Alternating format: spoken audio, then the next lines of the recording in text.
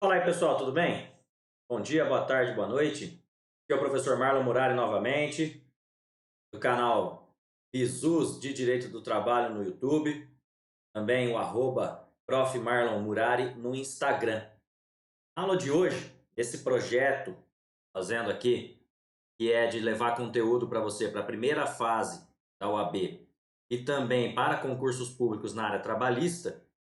Na aula de hoje nós vamos falar sobre um tema que sempre cai nas provas. E ainda que não caia, é importante você conhecer, vai te ajudar de repente a responder questões aí da sua primeira fase, tanto da OAB como de concursos públicos na área trabalhista. Insisto, esse meu projeto não é apenas voltado à OAB, é voltado também à preparação para concursos públicos. Hoje é dia 18 de setembro de 2023 e nós temos aberto o certame do TRT de Santa Catarina. Então, se você que está me assistindo aí vai prestar esse concurso, essa aula de hoje serve muito bem para que você possa se preparar, estudar um pouco para esse concurso. Então, se você também conhece alguém que vai se preparar para essa prova, para provas de OAB, compartilhe esse vídeo com eles. Lembrando que é totalmente gratuito, né? Então compartilhe com quem você quiser, deixe seu joinha, né? Ative aí as notificações, o sininho para receber as notificações quando a gente subir uma nova aula desse projeto totalmente gratuito para que você possa se preparar. Beleza? Qual é o tema então da aula de hoje, pessoal? Princípios do direito do trabalho. Direito do trabalho tem aí princípios gerais, princípios específicos, que nós vamos estudar, que nós vamos trabalhar na aula de hoje, beleza? A aula de hoje não exclui a sua preparação para as provas por meio da leitura das súmulas, das orientações jurisprudenciais e de outro material qualquer. Se você tem interesse em adquirir material impresso em PDF, ó, entre em contato comigo por esse WhatsApp que eu vou deixar na descrição desse vídeo aqui. Ah, eu vou deixar o linkzinho aqui. Se eu conseguir fazer, porque tem coisa que eu não consigo fazer ainda no YouTube, mas o contato de WhatsApp está aqui nas descrições. Entre em contato comigo quem tiver interesse, porque o conteúdo desta aula eu tenho em PDF e aí a gente pode para vender, tá? E você pode adquirir se você quiser. Ah, professora, a grana tá curta, eu tô só com o meu Vadmecum, com a minha CLT. Ok, pessoal, esse projeto é um projeto gratuito, ele tem a intenção de te ajudar a ser aprovado em primeiras fases de OAB e também em concursos públicos. Tranquilo? Então, vamos lá. Qual é a temática de hoje? Deixa eu colocar minha câmera menorzinha aqui. Aqui, ó. A temática de hoje é... Beleza? Tá me vendo? Tranquilo. Você não precisa me ver, não. O que importa é você me ouvir bem e também acessar esses slides que eu vou passar para você. Então, vamos lá. Princípios do direito do trabalho, aulas de direito do trabalho para OAB e concursos públicos, tá? De novo, Prof. Marlon Murari, lá no Instagram, @bizus de direito do trabalho no YouTube. Então, vamos ao que interessa. São princípios, pessoal. Pessoal, o que são os princípios aí? Aquilo que a gente estuda na faculdade. Princípios, olha essa lâmina aí. Princípios, na definição de José Cretela Júnior. Deixa eu pegar minha caneta vermelha para ficar mais fácil aqui para nós. Aqui, ó. Na definição de José Cretela Júnior, princípios são alicerces da ciência, são fundamentos da ciência. Então, princípios de uma ciência são as proposições básicas fundamentais, típicas, que condicionam todas as estruturações subsequentes. Então, veja, desculpe, desculpa. Nesse sentido, os princípios são o alicerce de uma ciência.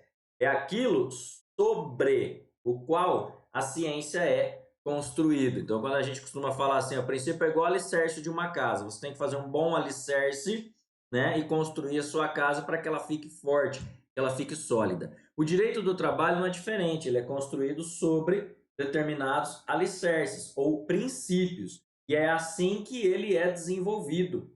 Então, por exemplo, o princípio da proteção ao hipossuficiente. O hipossuficiente, nós vamos ver daqui a pouco, é o empregado. Então, todo o direito do trabalho é construído para proteger quem? O empregado. Ah, professor, isso não é injusto? Não. Porque o empregado é a parte mais fraca. Então, o direito do trabalho, ele é tuitivo, ou seja, ele é protetor, ele protege o empregado. Outros ramos do direito também fazem isso, o direito do consumidor também faz isso. Ele protege o consumidor, que é considerado a parte mais fraca. Beleza? Agora, os princípios, e aí é o seguinte, pessoal, cada doutrinador classifica de um jeito, então essa classificação que eu trouxe aqui é uma classificação mais básica, mais tranquila, para a sua prova da OAB e concursos públicos. Os princípios têm funções. Quais são as funções dos princípios? Primeiro, a função informadora.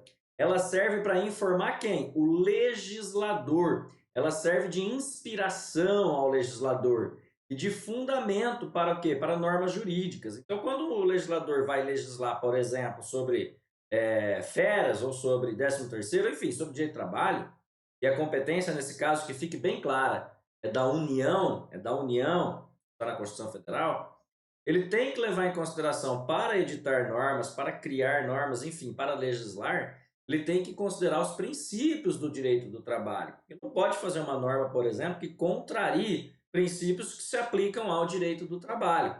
Tá? Então, ele serve, essa função informadora é para o legislador, para a edição de normas jurídicas. E a função normativa que está aí na sequência? Aí veja bem, essa função é muito importante. Os princípios são fontes normativas do direito do trabalho. Por quê? Porque ele ajuda a preencher as lacunas ou omissões da lei. Ele ajuda a preencher lacunas ou omissões da lei. Se você for no seu artigo 8º da CLT, artigo 8º aí da sua CLT, pegue aí sua CLT, você vai ver que o princípio serve como uma fonte do direito do trabalho, tá? Ainda, uma outra função é a função interpretativa, ou seja, serve de orientação para os intérpretes e aplicadores da lei. Então, quando um aplicador da lei, quem é? O juiz, quem são? Os advogados, enfim, vai fazer a interpretação dessa lei, ele tem que interpretar também observando os princípios do direito do trabalho. Um dos princípios, inclusive, é o princípio da norma mais favorável, ou seja, quando eu tenho duas normas que podem ser aplicáveis a um caso concreto trabalhista, deve ser aplicada aquela norma mais favorável. Tudo bem, legal, isso nós vamos ver daqui a pouco. Mas como que eu faço como que eu vou descobrir aquela norma mais favorável? Por meio de uma interpretação. Interpretação é essa que tende a privilegiar quem? A parte mais fraca, que é o empregado. Beleza? Então, olha só, noções gerais, função dos princípios e quem são os destinatários destes princípios. O legislador, como nós vimos acima, e também os aplicadores do direito, também os intérpretes do direito. Esses são os destinatários. Beleza? Então, o que mais? Quais são os princípios gerais aplicáveis ao direito do trabalho? Antes disso, a gente tem que perguntar o seguinte: os princípios gerais do direito são aplicáveis ao direito do trabalho? Resposta: sim. São sim. Então, os princípios gerais, é evidente, não todos, mas alguns, são aplicáveis ao direito do trabalho? Resposta: sim, são aplicáveis. Agora, veja que coisa interessante. Veja que coisa interessante aqui.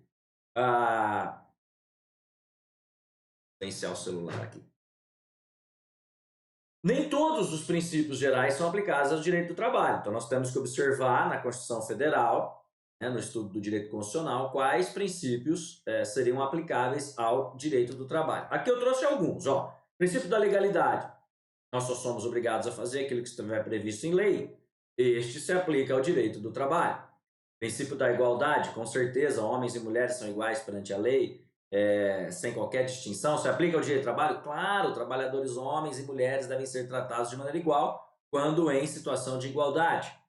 Princípio da liberdade, o contrato de trabalho é um contrato. Então, as partes são livres para realizar o contrato de trabalho dentro daquilo que a lei estabelece. Coloca como limites, inclusive. Intimidade, privacidade, inclusive, intimidade, privacidade e todos os direitos personalíssimos dos empregados devem ser observados. Então, se aplica sim, pessoal. Muito importante a gente saber isso, tá? No contrato de trabalho, nós temos aí manifestação de vários direitos personalíssimos que precisam ser o quê? Protegidos. Intimidade, liberdade, privacidade. E detalhe, vem comigo aqui, professor Marlon, ó, a proteção de dados foi elencada a direito fundamental da Constituição. Está lá no artigo 5º, proteção de dados. E proteção de dados é direito fundamental? É. Se aplica ao contrato de trabalho? Sim. Se aplica aos empregados? Sim. Então eu tenho aqui, não coloquei no slide, mas já estou te falando. Proteção de dados como direito fundamental. Beleza? Pura? Legal. O que mais que nós temos aqui? Dignidade da pessoa humana, que é um super princípio, é um sobre-princípio, e evidentemente que se aplica aos contratos de trabalho. Boa-fé na realização dos contratos, tanto boa-fé objetiva como boa-fé subjetiva. Razoabilidade, proporcionalidade. O princípio da razoabilidade e da proporcionalidade, por exemplo, muito aplicável nas questões de punição de empregado.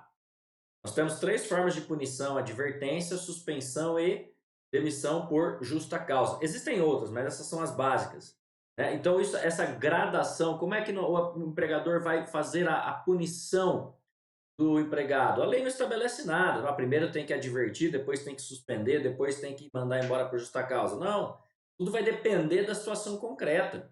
E se depende da situação concreta, tem que aplicar o princípio da razoabilidade. Tem que aplicar o princípio da proporcionalidade, tá certo? O que mais que nós temos aí? Entre outros. Então, nós podemos falar em vários princípios gerais de direito que são aplicáveis. Aqui eu trouxe só um panorama inicial, inclusive coloquei aqui o princípio da proteção, ou melhor dizendo, o direito fundamental à proteção dos dados pessoais, que deve ser também aplicado aos contratos de trabalho. Agora, o que interessa para nós são os princípios específicos, evidentemente. Numa prova de direito do trabalho, podem cair os princípios gerais? Podem, mas os princípios específicos são aqueles mais cobrados, né? Então, eu tenho aqui o princípio da irrenunciabilidade de direito, também conhecido como princípio da indisponibilidade ou da inderrogabilidade. O que diz esse princípio? É o fato, né? Ele se caracteriza pelo fato de que os empregados não podem renunciar aos direitos trabalhistas que lhes são inerentes. Os direitos trabalhistas são irrenunciáveis. Ponto final. Caso eles renunciem, os atos praticados serão considerados o quê? Nulos, de pleno direito, ou seja, não vale. Não precisa nem da manifestação judicial. Olha o que diz o artigo 9º da CLT, grifa aí, põe um asterisco, abre sua CLT. Serão nulos de pleno direito, os atos praticados com o objetivo de, olha só, desvirtuar, impedir ou fraudar a aplicação dos preceitos contidos nesta Constituição. Então, veja, se o empregado tem um direito trabalhista, esse direito é dele e ele não pode renunciar. Mas e se ele renunciar? Se ele renunciar, essa renúncia é nula de pleno direito, não vale. Não precisa nem da manifestação judicial. E por que existe esse princípio, professor? Para proteger o empregado. Imagine você que está me assistindo aí, obrigado desde já pela sua audiência, que o empregado pudesse renunciar aos seus direitos trabalhistas. Bastaria que o empregador fizesse uma pressão nele com a seguinte frase: se você não renunciar ao seu direito, eu te mando embora. Nós temos um universo de pessoas desempregadas no Brasil. Então a lei protege o empregado nesse ponto, dizendo: olha, seus direitos são irrenunciáveis. Se você ceder a uma pressão do seu empregador e renunciar, essa renúncia é nula de pleno direito. Não precisa nem da manifestação do Poder Judiciário. Atenção, súmula cai na sua prova, ó. Súmula 276 do TST. O aviso prévio é irrenunciável. O aviso prévio é irrenunciável. Opa, vamos voltar aqui, perdi uma tela. O aviso prévio, na verdade eu queria apagar. Eu quero apagar isso aqui que ficou feio. Apaguei, muito bem. Quem sabe faz ao vivo, né, pessoal? Tamo junto aqui, ó. O aviso prévio é irrenunciável pelo empregado. O pedido de dispensa de cumprimento não exime o empregador de pagar o valor do aviso prévio, salvo isso cai comprovação de haver o prestador de serviço obtido um novo emprego. Presta atenção. O aviso prévio é um direito trabalhista? Sim, professor Marlon, é. Logo, ele é irrenunciável. Ponto. Então, a súmula falou aquilo que nós já estamos estudando aqui. Então, o aviso prévio é irrenunciável. Pedido de dispensa de cumprimento, ou seja, o empregado pedir para não cumprir, ou o próprio empregador falar, não cumpre o aviso prévio, não exime o empregador de pagar. Mesmo não cumprindo o aviso prévio, o empregador tem lá que pagar o valor. Ele só não vai precisar pagar, o empregador só não vai precisar pagar se ele tiver prova. Prova de que o empregado conseguiu um novo emprego. Isso tem um objetivo, não é só decorar a súmula, é entender. Qual que é o objetivo do aviso prévio? Aviso prévio. Não é comunicar ao empregado antes, por isso que prévio, de que ele vai ser dispensado, para que ele possa, nesse período, procurar outro emprego.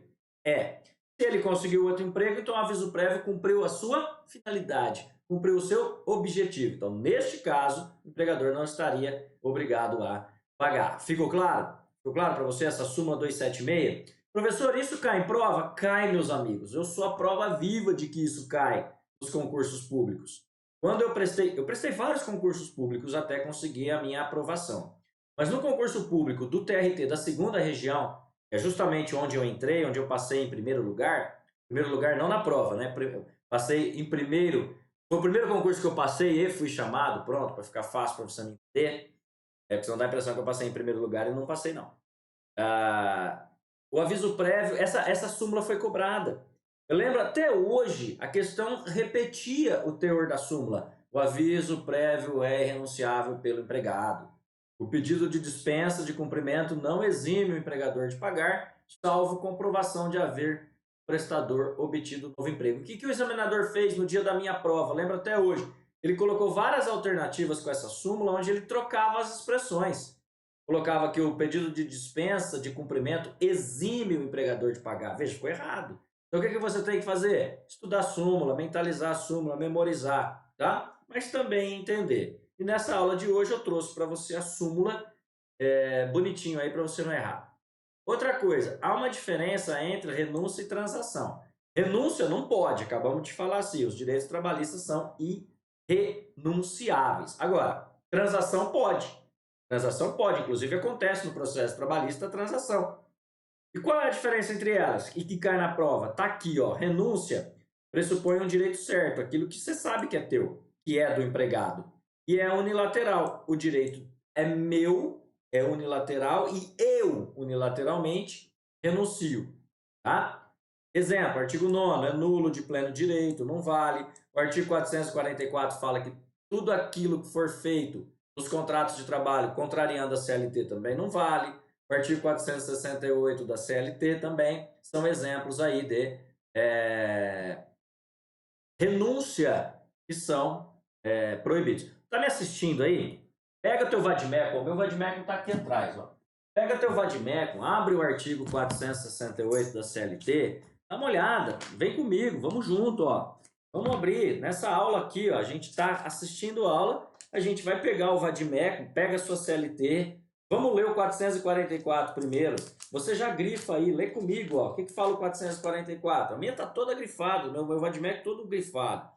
As relações contratuais de trabalho podem ser objeto de livre estipulação das partes. Livre estipulação das partes interessadas em tudo quanto não contravenha as disposições de proteção ao trabalho ou aos contratos coletivos que lhes sejam aplicáveis e as disposições das autoridades competentes. E aqui no meu vademecum ele já menciona o próprio artigo 9º que está aí, porque esse assunto tem tudo a ver. Então, o contrato de trabalho é de livre estipulação das partes, por isso que é um contrato, é uma autonomia que as partes têm. No entanto, se as partes estipularem aquilo que contravenha aos princípios de proteção, as leis, a legislação e tal, contrários aqui aos contratos e tudo mais, ou decisões das autoridades, aquilo não vale. Isso está escrito no artigo 444. Pega aí, já anota, já grifa. E o 468, o que diz? Vamos junto aqui. O 468 diz claramente o seguinte, vamos ler aqui. 468, que fala da alteração contratual, que é um tema que sempre cai em provas. Desde já eu falo já para você ler e grifar, mas eu vou fazer uma aulinha também desse tópico. Os contratos individuais de trabalho só é lícita a alteração das partes do contrato, né? Por mútuo consentimento e ainda assim desde que não resultem direto ou indiretamente prejuízo ao empregado. Sob pena de, olha só, nulidade da cláusula infringente desta garantia. Então, olha só, no contrato de trabalho eu só posso alterar um contrato se for por mútuo consentimento das partes, empregado e empregador, e ainda assim, se não tiver prejuízo, porque se tiver prejuízo, configura renúncia e aí não vale, tá certo?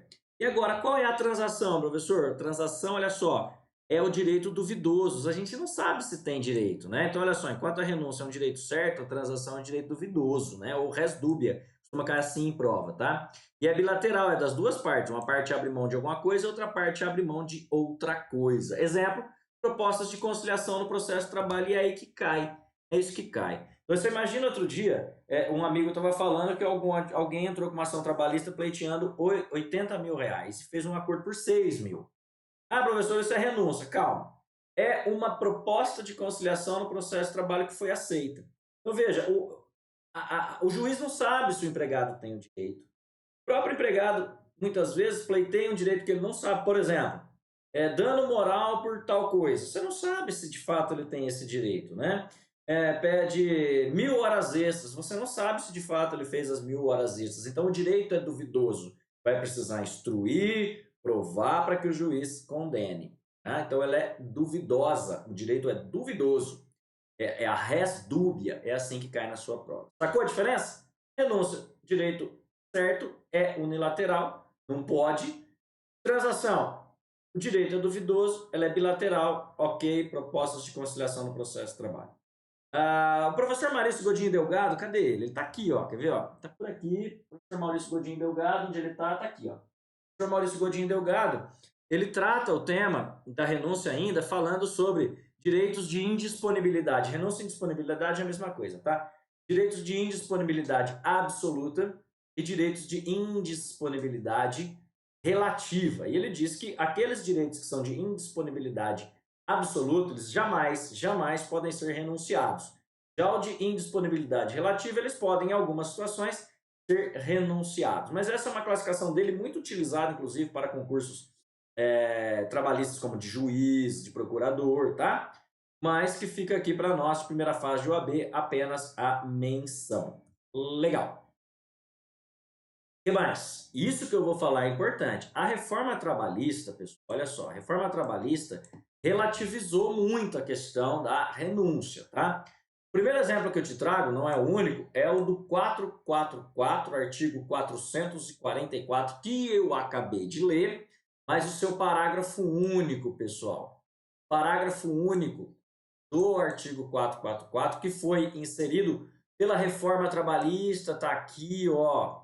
A reforma trabalhista, que é assunto sempre cobrado nas provas da OAB, concursos públicos, inseriu o parágrafo único no 444 para dizer o seguinte: a livre estipulação a que se refere o caput deste artigo aplica-se às hipóteses previstas no 611-A desta consolidação, que é a questão do negociado prevalece sobre o legislado, caiu na segunda fase do exame 38 em questões, tá? A gente volta nele mais para frente.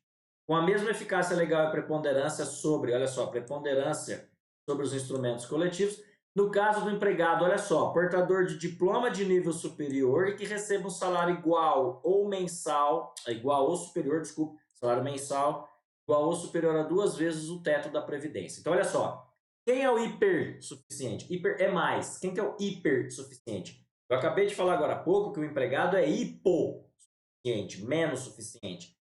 Quem então é o hipersuficiente? É aquele que ganha 2 vezes ou mais o teto da Previdência e tem diploma de nível superior. Para esse empregado que é tido como hipersuficiente, aquilo que ele negociar com o empregador prevalece sobre o legislado, prevalece inclusive, olha só, sobre os instrumentos coletivos. Beleza? Então, há uma relativização. Então, você vai falar para mim, professor, nesse caso desse empregado que ganha igual ou mais, né, do que 2 vezes o teto da Previdência e tem diploma de nível superior, o que esse cara negociar, ainda que ele abra mão de alguns direitos, prevalece? Resposta, sim, para esses casos, ok? Outro exemplo que eu poderia dar é tudo que está lá no artigo 611-A da CLT, que eu recomendo fortemente a leitura, beleza? Então aqui, ó, eu fiz uma observação importante para dizer que a reforma trabalhista relativizou bastante a questão da renúncia. Ficou claro? Então, Atente para isso quando for estudar. Outro princípio, primazia da realidade. Primazia significa preferência, preponderância. Então, olha só, primazia da realidade. Trata-se de um princípio geral do direito do trabalho que prioriza a verdade real. É isso que você tem que saber. Diante da verdade formal. Prevalece a verdade real diante da verdade formal. Assim, entre os documentos que disponham sobre a relação de emprego e o modo efetivo como concretamente os fatos ocorrerem, devem-se reconhecer estes, ou seja, os fatos, em detrimento daqueles. Prioriza-se a verdade real em relação à verdade formal ou aparente. Esse princípio diz o seguinte: os fatos, aquilo que realmente aconteceu, prevalece em relação às outras coisas. Prevalece em relação, por exemplo, aos documentos. A verdade real prevalece em relação à verdade formal. Vou dar um exemplo clássico. Sabe aquela história, tá? Isso acontece demais. O empregado deu o horário dele embora, então ele tem uma jornada. Imagina que o empregado tem uma jornada lá que ele entra às 8, sai ao meio-dia, volta às 2 e sai às 6. Às 14 volta às 18. Sai às 18. Se você pegar a jornada de trabalho desse cara, a jornada de trabalho dele é de 8 horas. Das 8 às 12, 4 horas. Das 14 às 18, mais 4, ele trabalhou 8 horas. Está dentro da lei, tá certinho. Só que tem um detalhe, meu amigo. Quando ele ia embora, ele ia lá, quando dava a jornada, o horário dele, melhor dizendo, ele ia lá, batia o ponto, controle de ponto eletrônico, aquela coisa toda. Só que ao invés dele ir embora, ele voltava e continuava trabalhando mais 1 hora, 2 horas, todo santo dia. O que aconteceu na prática? Esse cara foi lá, botou o controle de ponto, marcou o ponto como se tivesse ido embora. Mas não foi. Ele voltou e continuou trabalhando. Então a verdade dos fatos diz que ele voltou e continuou trabalhando. Mas ele nunca recebeu horas extras. Aí um belo dia ele sai, ele é mandado embora e entra com uma ação e pede horas extras. Ele pede horas extras falando, olha, eu bati o ponto e tal, voltava e continuava trabalhando. A empresa, na contestação, diz, imagina, onde já se viu, ele nunca fez isso. E aí, junta os documentos.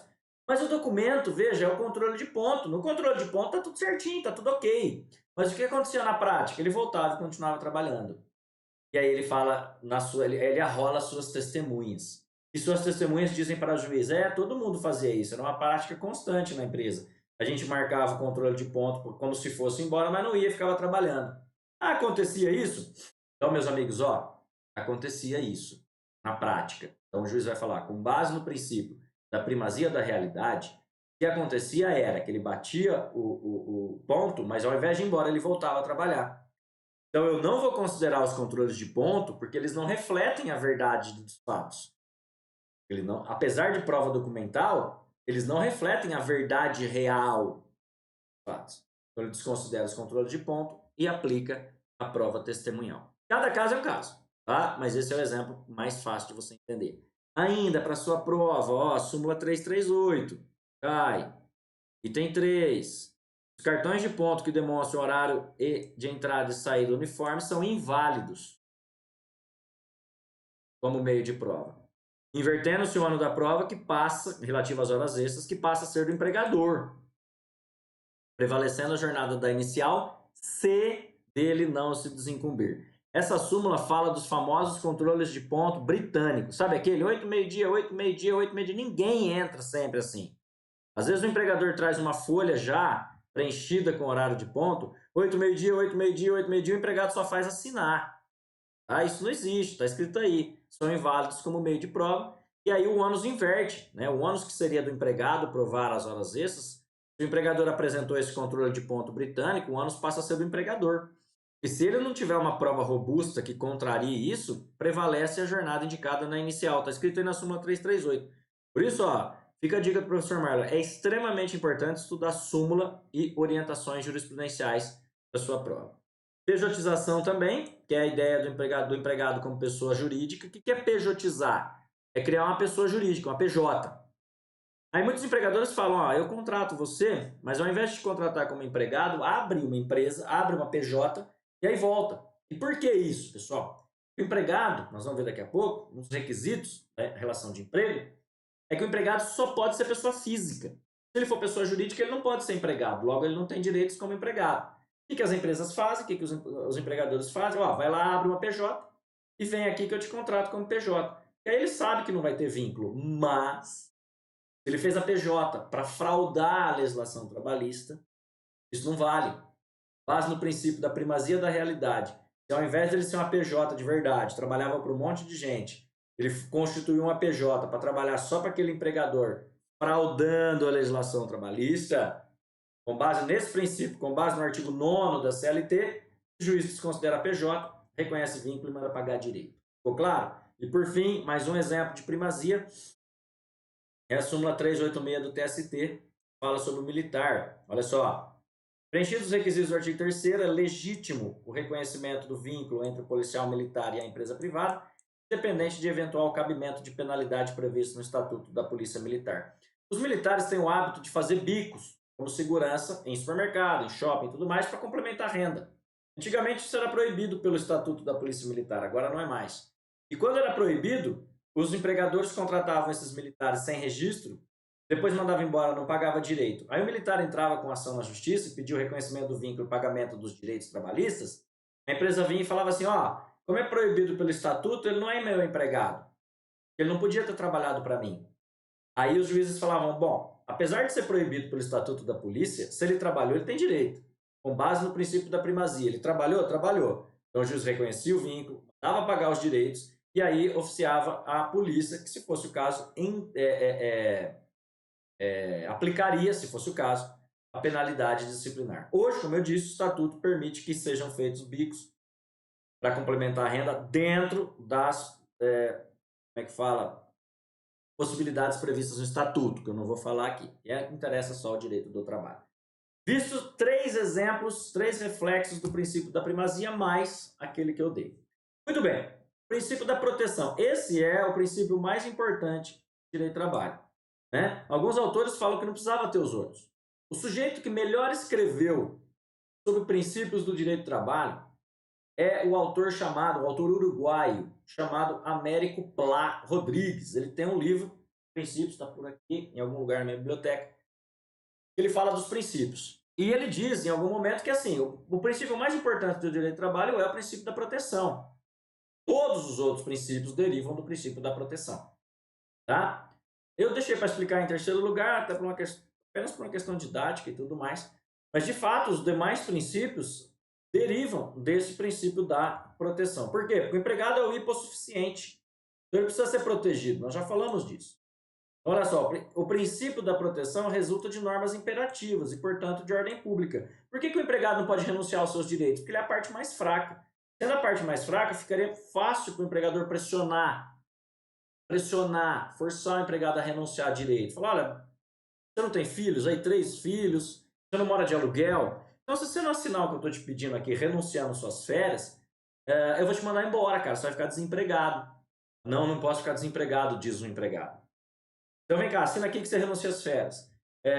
Assina aqui que você renuncia ao seu aviso prévio, se for mandar, aviso prévio quando você for mandado embora.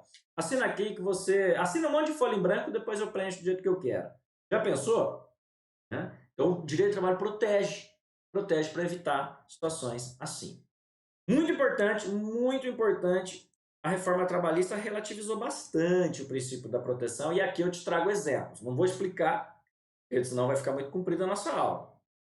Porque ó, a Lei 13.467, que é a lei da reforma, permitiu a ampliação da autonomia individual do trabalhador, ou seja, a autonomia pessoal dele individual, como nos casos de negociação direta de banco de horas, hoje pode, no parágrafo 5º do artigo 59, situações de teletrabalho, artigo 75C da CLT, rescisão sem necessidade de homologação, hoje não precisa mais de homologação do sindicato, nem do Ministério do Trabalho, tá? No artigo 477, extinção do contrato por comum acordo com a diminuição de alguns direitos, artigo 484A da CLT, os próprios hipersuficientes que nós vimos, que é o parágrafo único do 444, e por fim a prevalência do negociado sobre o legislado, que está no 611A da CLT, que cai demais, inclusive caiu na segunda fase em questões.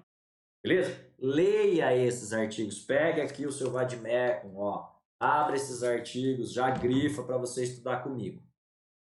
Continuando, o princípio da proteção se subdivide em três. Ó, isso sempre cai em prova. Em três. Indúbio pró-operário, condição mais benéfica e norma mais favorável. Vamos por partes. Então, ele subdivide em três. Primeiro, indúbio pró-operário. Na dúvida, pró-operário. Na dúvida, pró-empregado. Beleza? O intérprete do direito, ao defrontar-se com duas interpretações possíveis, deverá optar pelaquela que for mais favorável ao empregado, desde que não afronte nítida manifestação do legislador e nem se trate, cuidado aqui, de matéria probatória, de direito processual. Então, na dúvida, sempre é pró-empregado. Então, veja só, lembra da situação do controle de ponto? Eu falei que o sujeito batia o controle e ao invés de ir embora, voltava? Então, se o juiz tiver uma dúvida na hora de fazer essa interpretação, de fazer uma análise de um caso concreto, ele vai na dúvida, para o operário, na dúvida, para o empregado. Mas o que você tem que saber aí? Essa questão do indúbio pró-operário, não se aplica em matéria probatória. Matéria de direito processual, matéria probatória. Porque lá se aplica o ônus da prova. O ônus é do autor naquilo que ele alega e do réu em relação aos fatos impeditivos, modificativos ou extintivos do direito do autor. Isso está no CPC e está na CLT. A CLT está no artigo 818, pega lá. Então, se for matéria probatória, eu não vou aplicar o indúbio para o operário. Então, hora extra, o ônus é do empregado. Se ele prova, ele ganha. Se ele não prova, ele não ganha. Vimos uma súmula agora há pouco que se o empregador juntar um controle de ponto britânico, aquilo não vale. Se não vale, ele inverte o ônus da prova. Ele chama para si, empregador, o ônus da prova. Fechou? Então, indúbio pró-operário não se aplica em relação à matéria probatória de direito processual. Uma outra subdivisão do princípio da proteção é a condição mais benéfica. Então, as condições conquistadas pelo empregado, cuidado aqui, ó, por força de regulamento empresarial ou do próprio contrato individual de trabalho, não podem ser diminuídas. Não podem ser diminuídas, não podem ser retiradas, não podem ser suprimidas. Princípio do direito adquirido, que está na Constituição também, artigo 5º, né? Inciso 36 da Constituição Federal. Lembra que eu falei que outros princípios gerais se aplicam? Aqui mais um exemplo, é o princípio do direito adquirido. Tá? E aqui eu tenho vários exemplos também, né? Só voltando um pouquinho, o princípio do direito adquirido está no artigo 5º, 36 da Constituição e no artigo 6º da Lei de Introdução às Normas do Direito Brasileiro. Exemplos, ó, súmula 51, inciso 1, fala que se tiver mudança no regulamento de empresa, essas mudanças só valem para aqueles empregados admitidos dali para frente, não aqueles outros, tá? Súmula 288.1, súmula 440 do Tribunal Superior do Trabalho. Essa súmula 440, vê se eu pego lá, consigo pegar lá rapidinho aqui, ela vai falar dos planos de saúde, né? Vou pegar rapidinho. Vem comigo aqui no Vadmecum. Interessante, enquanto eu vou procurando aqui, já achei a súmula, vou pegar 440 aqui. Aqui, ó, 440, ó. Auxílio doença acidentária, aposentadoria por invalidez, suspensão do contrato de trabalho e reconhecimento do direito à manutenção do plano de saúde, né? Ou assistência médica. Assegura-se o direito à manutenção do plano de saúde, né? Ou de assistência médica oferecido pela empresa ao empregado, não obstante suspenso o contrato de trabalho em virtude de auxílio doença acidentário ou aposentadoria por invalidez. Então, mesmo que o empregado estiver no auxílio doença acidentário ou o contrato estiver suspenso por aposentadoria por invalidez, ainda assim o empregado tem o direito de manter o plano de saúde oferecido pela empresa. Tá? Essa é a aplicação da condição mais benéfica. Então, leia as súmulas, beleza? O que eu quero deixar bem claro para você que está me assistindo aí, divulgue esse vídeo para todo mundo que você souber que tem intenção de prestar concurso na área trabalhista. Olha a atenção aqui, ó. Esse princípio refere-se aos casos em que as vantagens são oriundas de contratos individuais ou do regulamento empresarial. Vem comigo aqui, pessoal, ó. Se eu tenho um contrato de trabalho onde eu tenho algumas vantagens, essas vantagens não podem ser suprimidas pelo meu empregador, nem diminuídas. Se eu tenho um regulamento de empresa que cria algumas vantagens para mim, essas vantagens não podem ser suprimidas pelo empregador. Se ele fizer um outro regulamento de empresa que não tenha tantas vantagens, esse novo regulamento só vai valer quem for contratado daqui para lá. Ficou claro? É isso que está na súmula 51. Agora, mudança de lei, mudança na lei, não aplica esse raciocínio. A reforma trabalhista, está escrito a lei na lousa, na lousa. Do slide para você, 13.467/2017. A reforma trabalhista mudou alguns direitos trabalhistas e diminuiu esses direitos trabalhistas. Mas como é lei, ela vai se aplicar aos contratos já em andamento. Ela não retroage, mas ela aplica dali para frente e pega contratos em andamento. Então, muito cuidado. Essa questão da condição mais benéfica vale para contrato individual ou regulamento de emprego. Muito bem. Não vale nem para acordos e convenções coletivas, ok? Não vale nem para isso.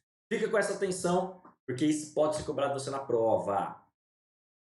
E a terceira subdivisão do princípio da proteção é o princípio da norma mais favorável, que é, independentemente da hierarquia das normas que você estuda no primeiro ano de faculdade, lembra?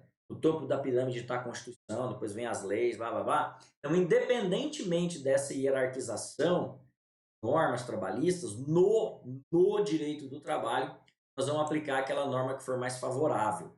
Assim, havendo uma razoável interpretação de duas normas, nós vamos aplicar aquela norma mais vantajosa ao empregado. Aí você fala, professor, mas como que eu posso ter mais de uma norma para o mesmo caso concreto? E eu te respondo, no direito do trabalho isso é mais comum do que você imagina.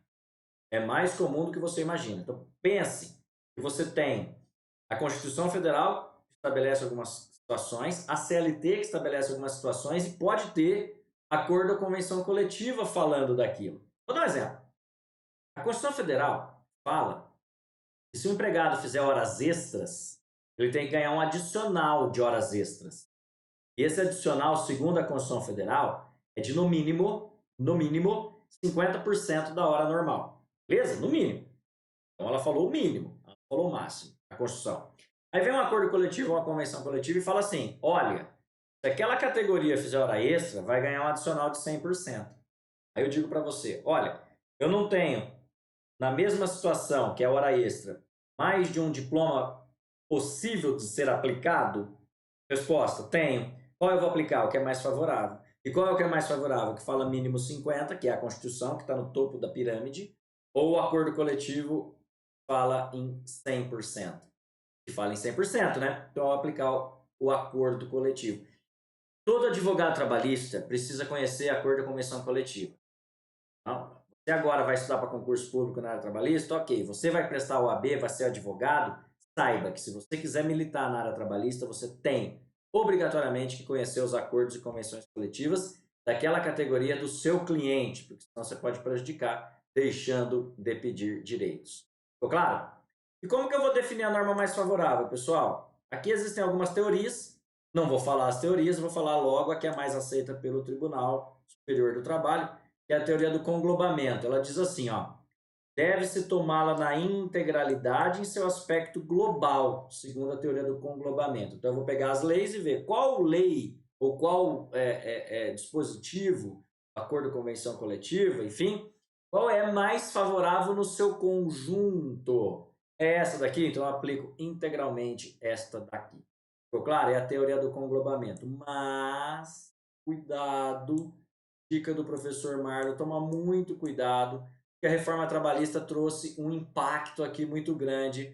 Pega o seu artigo 620, porque olha só, ele diz assim, pós-reforma, as condições estabelecidas em acordo sempre prevalecerão sobre as estabelecidas em convenção.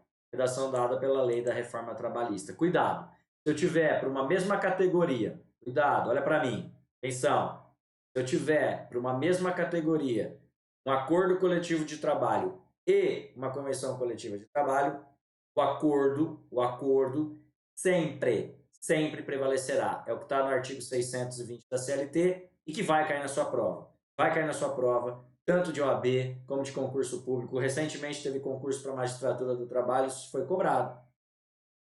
Por quê? Por que sempre vai prevalecer? Está escrito na lei, na reforma trabalhista? É, mas tem um motivo? Tem. O acordo coletivo ele é mais preciso, ele é mais específico do que uma convenção. Então, o legislador entendeu que, por ser o acordo mais específico, ele deve sempre prevalecer. É o princípio da especificidade que rege o direito coletivo no que se refere às negociações. Essa dica que isso vai cair na sua prova. Continuidade da relação de emprego é o quarto princípio, tá?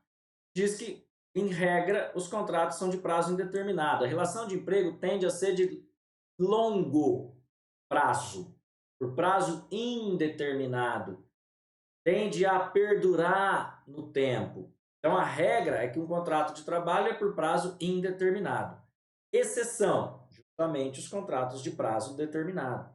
Mas os contratos de prazo determinado, por serem exceção à regra, eles só podem ser feitos nas hipóteses em que a lei autoriza. Se eu fizer um contrato de prazo determinado fora das hipóteses que a lei autoriza, ele será considerado um contrato de prazo indeterminado.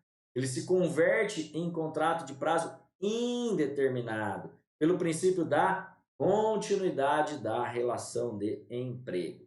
Bom, importante, olha essa súmula aqui que despenca em prova. Ó. O ônus de provar o término do contrato de trabalho quando o empregador negar a prestação de serviço ou despedimento é do empregador. Se o empregador nega a prestação de serviço ou ele nega que o despedimento,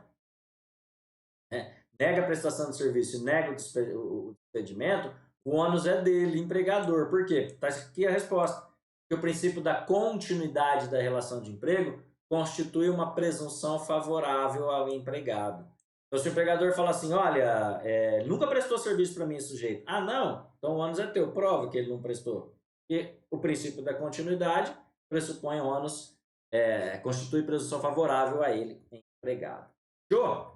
Súmula 212 também pode colocar na sua listinha, você lê depois. E, para acabar, nosso último slide aqui, quais são os reflexos do princípio da continuidade? Leia tudo isso que eu vou te falar agora. Ó. Contrato de prazo determinado só é válido quando a lei autoriza. Lê o 442 e o 443 da CLT. A sucessão de empregadores que está no 10 e no 448 da CLT, leia. Eles vão falar que se mudar o contrato de trabalho, se mudar a estrutura jurídica da empresa, não altera o contrato de trabalho. Se a empresa for vendida para outra, ou seja, sucessão de empresa, os contratos de trabalho não são alterados e a responsabilidade é da sucessora. E nada acontece em relação aos contratos de trabalho. Leia esses dois artigos.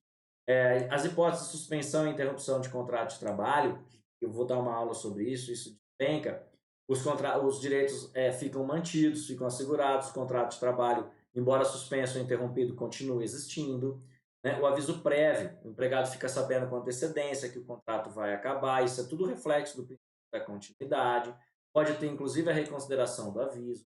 E as estabilidades ou garantias provisórias, como por exemplo da gestante, tudo isso é para dar continuidade ao contrato de trabalho. Então é também um reflexo do princípio da continuidade. E o nosso último princípio, nem todo autor traz, mas eu trouxe, que é o princípio da alteridade, que é a questão do trabalho por conta alheia. Né? Não há espaço no contrato de trabalho, não há espaço no contrato de trabalho para a teoria da imprevisão. Ou seja, os riscos da atividade econômica, do negócio, são do empregador e não do empregado. Isso está no artigo 2º da CLT. O empregado é a parte mais fraca. E por ser a parte mais fraca, ele, empregado, não pode assumir os riscos da atividade econômica. Os riscos da atividade econômica, em relação ao empregado, são do empregador, não do empregado, e não podem ser divididos com ele, empregado. Tá? Justamente em virtude do princípio da proteção, mas também em virtude do princípio da alteridade. Por isso que muitos autores nem mencionam o princípio da alteridade, não é autoridade, não, alteridade, eles falam, esse princípio está inserido no princípio da proteção. No entanto, eu já vi cair em prova de concurso. Né? Como eu disse, eu já prestei vários concursos e dou aula disso há muitos anos.